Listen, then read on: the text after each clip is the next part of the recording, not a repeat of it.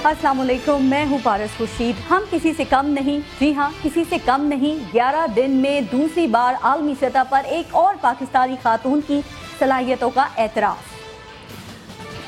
बहिम्मत खवातीन का आलमी अवार्ड शाद बेगम के नाम। मालाकंड के इलाके लोअर दीर से ताल्लुक़ रखने वाली शाद बेगम ने नाम नहाद मजहबी जमातों के पाबंद माहौल में खवातीन के गैर रस्मी तालीम पर तवज्जो दी और वो काम कर दिखाया जो हुकूमतें, जी हाँ हमारे यहाँ की बहुत सारी हुकूमतें नहीं कर सकी। और कैसे करती? वोट बैंक का मसला है, तवज्जो का मसला है। अब 8,500 अरब रुपए की करप्शन, सेनेट में वोटों की खरीदो फरोख्त, लैपटॉप बांटने और बैरून मुल्क दौरों से फुर्सत मिल जाए तो ये काम भी कर लेंगे। वैसे भी समाजी काम इलेक्शन से पहले करना चाहिए और अभी तो इलेक्शन होने में काफ़ी वक्त है। खैर, हम बात करेंगे और हुकूमतों का बनना बिगड़ना, इंतखाबात के मनपसंद नताइज और मैदान सियासत में खरीदो फरोख्त का बाजार गर्म होने के हवाले से खुफिया एजेंसीज बिलखुसूस ISI के मशकूक किरदार और मौजूदा सियासी सूरत हाल पर। और बात करने के लिए हमारे साथ मौजूद हैं सीनियर सहाफ़ी मुमताज़ तजज़ियाकार नज़ीर लगारी। अस्सलाम वालेकुम नज़ीर लगारी साहब। जी वालेकुम सलाम। ये बताइएगा, इस वक्त पाकिस्तान की सियासत में सबसे मुतमईन शख्स कौन नजर आता है आपको, कौन है? पाकिस्तान की सियासत में वो शख्स मुतमईन हो सकता है जिसे किसी चीज की फिक्र ना हो।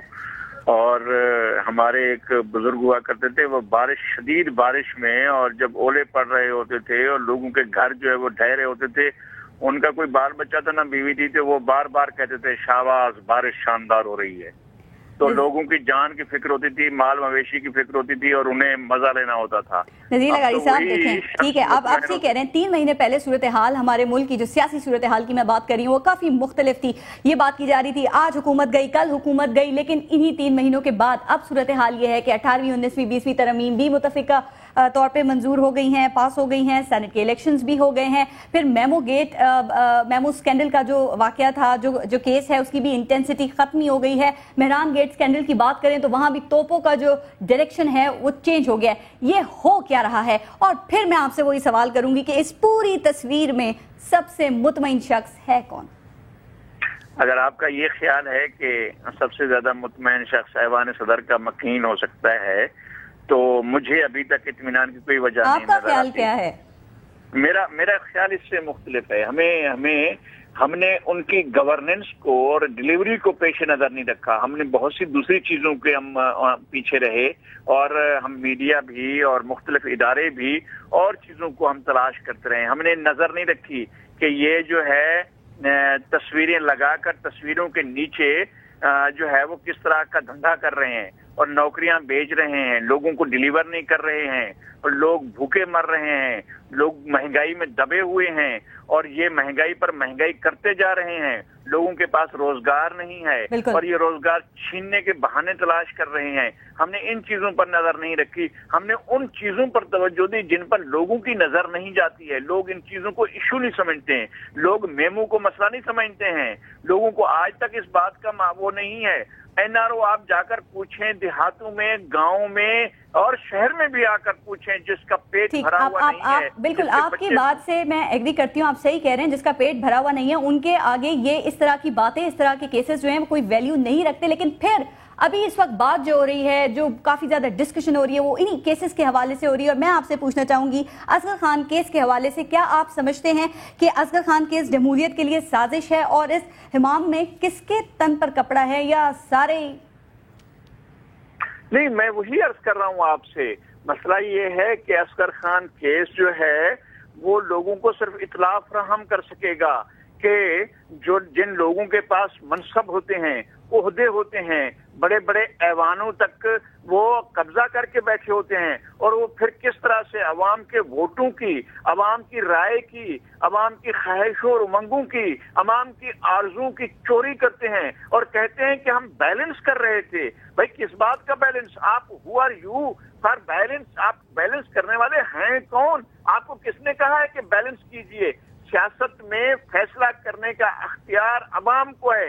आप अवाम की राय को बैलेंस करने वाले कौन होते हैं? आप सितारे लगाकर, वर्दियां पहनकर और तम तराक से एयर कंडीशन दफ्तरों में बैठकर अवाम के वोटों के मंसूबे बनाते हैं। मुझे ये बताइए, किसने कहा कि आप वोटों, अवाम के वोटों की चोरी करें? اب پیسے لیے، پھر دوبارہ اصغر خان کیس، پیسے لیے یا نہیں لیے، 90s میں IJI نے لیے یا پھر 93 میں پیپلز پارٹی کی حکومت نے لیے، اس بات سے قطع نظر میں آپ سے یہ جاننا چاہتی ہوں کہ کیا ہمارے سیاست میں، پاکستان کی سیاست میں یہ خفیہ ایجنسیز، خاص طور پہ ISI، اس کا کردار ہے تو کس حد تک حکومتوں کا گرنا، حکومتوں کا بننا، ان سب میں ان کی انوالومنٹ ہے؟ میں سمجھتا ہوں کہ پہلے دن سے جب یہ فیصلہ ہوا کہ ہم نے بنگال کی اکثریت کو نہیں ماننا ہے، اس کے پیچھے دیکھنا چاہیے کہ خفیہ ایجنسیاں اور ہمارے جو سیکورٹی ادارے ہیں وہ کس حد تک ملوث تھے اور ان کی خواہشیں کیا تھیں اور یہ کیوں چاہ رہے تھے۔ امریکہ، برطانیہ، فرانس، کینیڈا، آسٹریلیا کے ساتھ مل کر ہم دفاعی معاہدے کر رہے ہیں۔ ارے بھائی، ہم ان کے دفاعی معاہدوں سے ہمیں کیا لینا دینا تھا؟ ہم امریکہ کے ساتھ کوئی ہم پلہ نہیں تھے، برطانیہ اور فرانس کے ہم پلہ نہیں تھے، ہم سیٹوں میں چلے گئے، ہم سینٹوں میں چلے گئے۔ آپ صحیح بات کر رہے ہیں۔ دیکھیں، پولیٹیشنز ہیں یا پولیٹیکل پارٹیز ہیں، وہ تو اب عوام ان سب سے بالا تر ہے نا، اور جب ہم بات کرتے ہیں جمہوریت کی تو پھر ظاہر ہے عوام کی جو رائے ہے، عوام کی جو بات ہے وہ سب سے اوپر ہے۔ ابھی آپ نے جو بات کی، مجھے یہ بتائیے گا تو پھر کس نے اتنا اختیار دیا یا کس طرح سے جو خفیہ ایجنسیز ہیں، ISI ہے، ان کو یہ اختیار حاصل ہے کہ حکومتوں کو گرانے اور بنانے کے حوالے سے وہ جوڑ توڑ کریں؟ کیا کوئی لمیٹیشنز نہیں ہے؟ کیا کوئی باؤنڈری نہیں ہے؟ کیا کوئی دائرہ کار نہیں ہے جس میں رہ کر ان کو کام کرنا ہے اور اس سے باہر نہیں جانا؟ آپ نے شیخ حسینہ واجد کی چیخیں سنی ہیں؟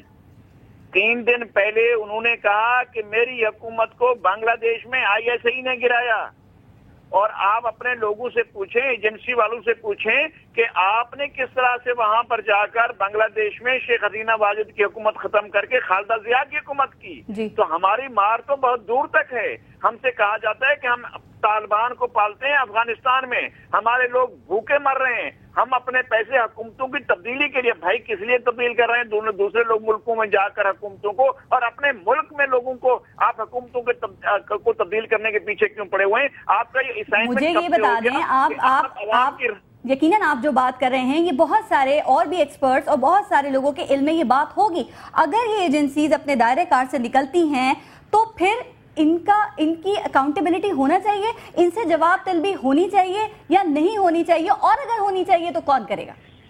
میں کہتا ہوں اس بات کا حق پاکستان کے عوام کو ہے، پاکستان کے پارلیمنٹ کو ہے۔ وہ بیچارے تو ویسے ہی پسے ہوئے ہیں پاکستان کے عوام۔ میں کہتا ہوں کہ پاکستان کے عوام آج کمزور ہو سکتے ہیں، کل کمزور تھے۔ گریجولی ایک طاقتور میڈیا، طاقتور ادارے، طاقتور عدلیہ آگے بڑھتے ہوئے پاکستان کے عوام کو ہر چیز عوام کے تابع ہے۔ کوئی ادارہ عوام سے بالا تر نہیں ہے، کوئی دستاویز عوام سے بالا تر نہیں ہے، کوئی سروسز عوام سے بالا تر نہیں ہے۔